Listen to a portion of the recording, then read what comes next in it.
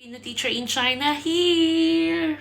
Okay guys, good morning. Wala na yung mas ngit-ngit ani. Wala na bang mas didilim pa nito. Anyway, it's morning guys and yeah, ayan. So look at my view. Okay, so patay panudlay guys. No. Okay, so maulan na morning. Okay, maulan na morning sa inyong lahat. Okay, so today is my flight to the Philippines and excited tayo guys kasi na-upgrade tayo to business class.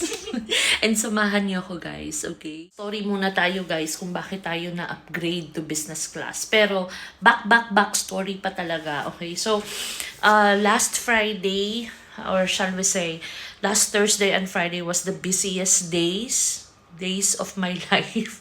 Okay, kasi nga anong tawag nito? Kasi nga, natapos na rin yung pag-process ng residence visa ko. And secondly, nagpa-medical din ako last Friday. So, pinag-fast tayo ng 6 hours. So, walang tubig, walang pagkain. Okay, talagang dry fast. And ang maganda nito is that, kasi ganito kasi yan, kapag lilipat kayo ng school, depende siya sa school na magre-require talaga ng medical examination. Pero ibang schools na hindi. Okay, so ito na lang yung isipin ninyo. Pag maglilipat kayo ng from one school to another, baka meron talagang medical examinations. Ang mag-examination. Tapos, pag kayo din ay nakakuha or nakapag trabaho dito sa China, pag once na papasok kayo dito sa China, magme-medical examination kayo. How much ba ang babayaran? Between 500 to 600 RMB. So, most of the time, tayo mga employees ang nagbabayad muna. We pay up front and i-reimburse ng ating mga employers yung binayaran natin. Okay. Yung mga medical examination. Okay, ang maganda is that walang fecalysis and urinalysis. Yun talaga yung pinakaayaw ko sa lahat. Yung iihi ka at tatai ka. Lagot kayo na. Okay? So ano ba yung mga medical examination? Number 1 is blood chem. So they just want to test whether meron tayong hepatitis or meron ba tayong AIDS. Okay? At saka iba pang mga component, like mataas ba yung sugar natin or not, okay? Pero yung pinaka-concern talaga nila is yung mga major na mga contagious na sakit like HEPA and AIDS, okay? Next is X-ray, okay? So, gusto lang nilang i-check whether may TB ba tayo or clear ba yung lungs natin, okay? And then third is ultrasonic. Nagtaka ako, ano ba yung ultrasonic? Ultrasound pala. Okay, so mostly sa abdomen. Okay, abdomen ultrasonic. So, chine-check lang nila kung meron ba tayong mga bukol and everything. Okay, and fourth is yung physical test. So, kukunan tayo ng blood pressure, yung mata, titignan nila, eye test, at saka BMI. Okay, so, yun lang. Ano nga ba tayo na upgrade? Okay, so for those of you who wants to experience business class in a cheaper way, etong gawin niyo. Of course, dapat mag-book kayo ng PAL para ma-upgrade naman kayo ng business class. PAL, beka naman.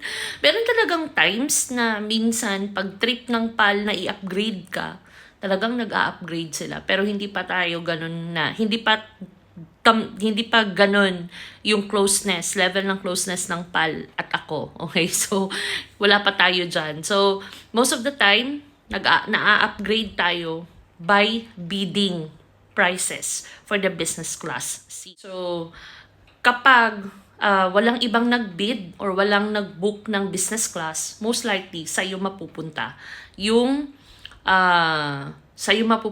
business class seat. Okay? So, yun yung nangyari sa akin.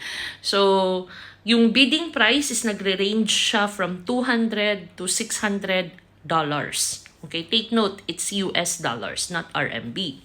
So, ako, as wise as I am, so, pinili ko yung pinakamaliit na bidding price.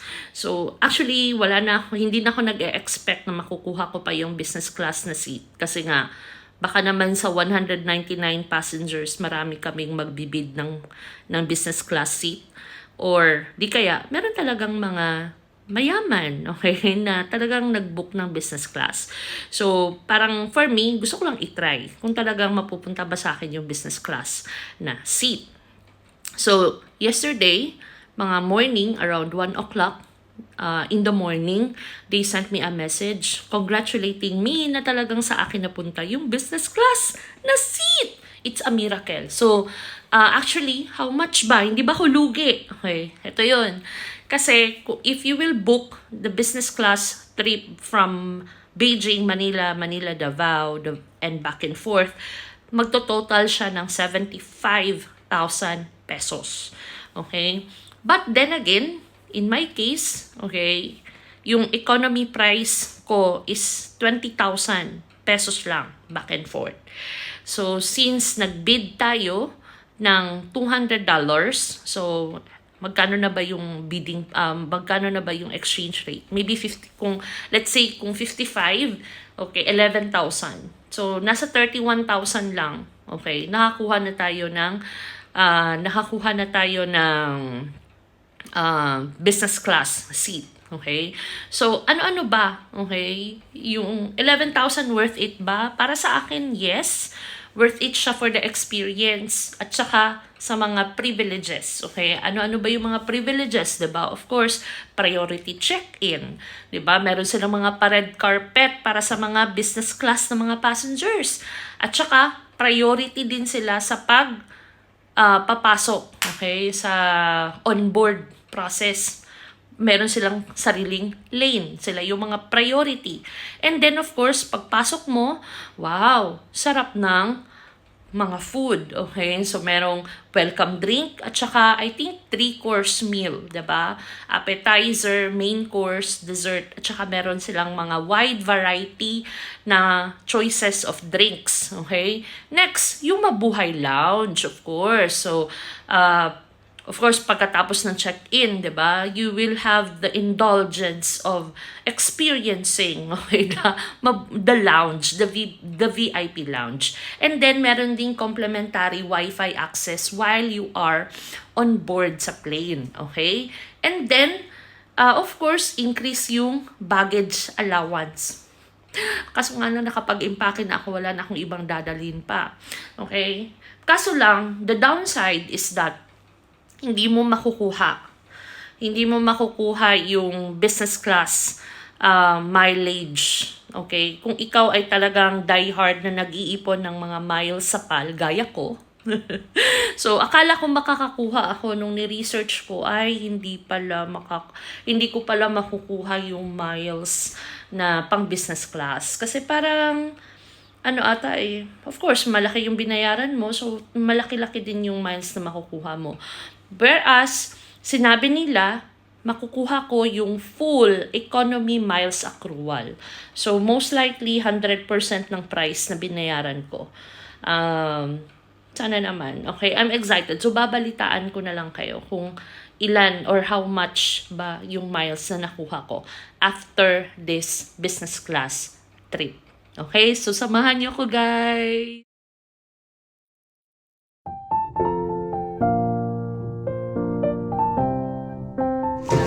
So, I am on my way.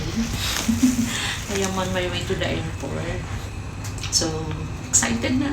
Dinala ko na lang to. Kasi, habang nag-video call kami ni Mama, dalhin mo yan, nakita niya. So, dadalhin ko na lang. Bigay to ng estudyante ko eh. So, bibigay ko na lang sa kanila.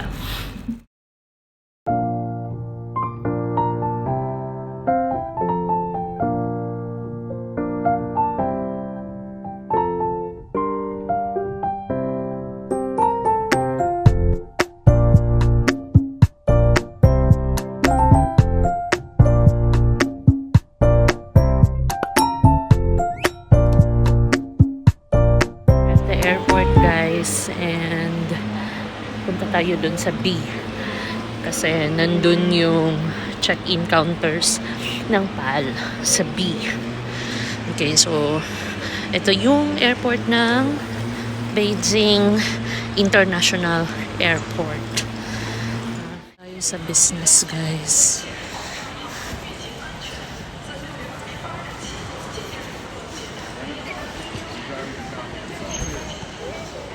For business.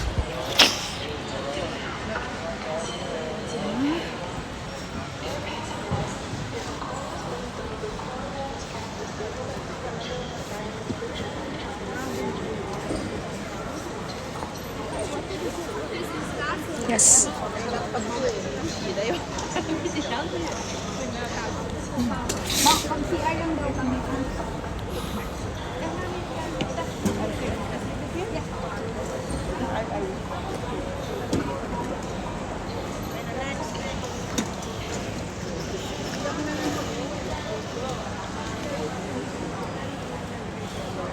Okay, so ito na yung for anong tawag nito?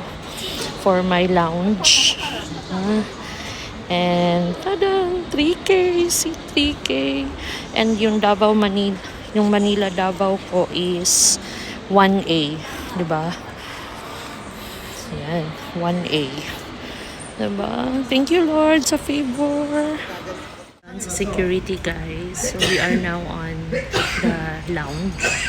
So Philippine Airlines does not have their own lounge here, but sila ginatawag na BJS na Premier Lounge. Okay, so most likely ng mga business class from PAL, okay, is dito sila magstay. Okay, so time check 10:55, so napatay 1 hour kapin or almost 2 hours na mag-standby di ari. So I'll show you around, guys. How does the lounge look, guys? So there. So I'll show you the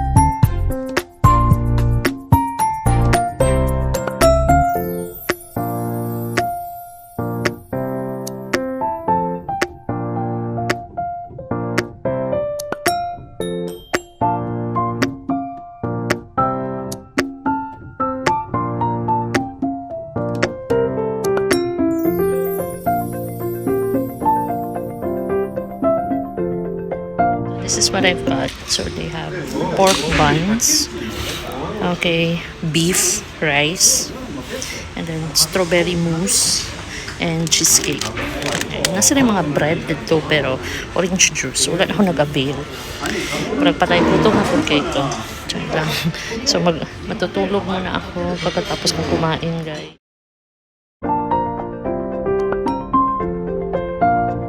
This is the bathroom, CR sa lounge. Ayan. So, dito. CR na rin. Okay, wow.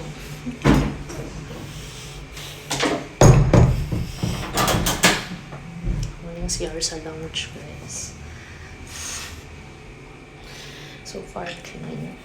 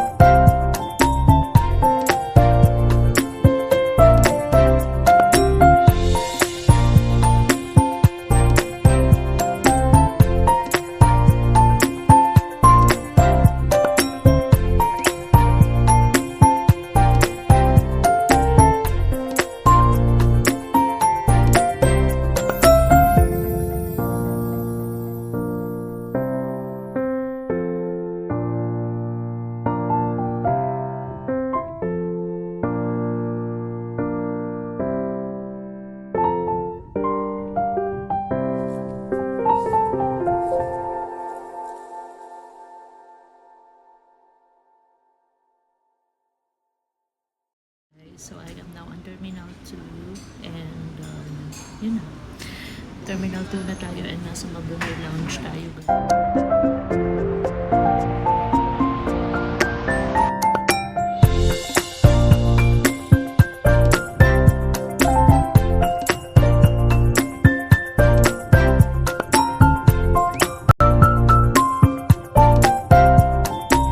So same lang siya. It's just that walay IFE or in-flight entertainment system ang Manila to Davao. Pero still na ay paka-towel and merong pa-welcome drink. But then again, I choose to settle on water. Okay, na. And then napo yung meal. So, ipapili gyapon ni.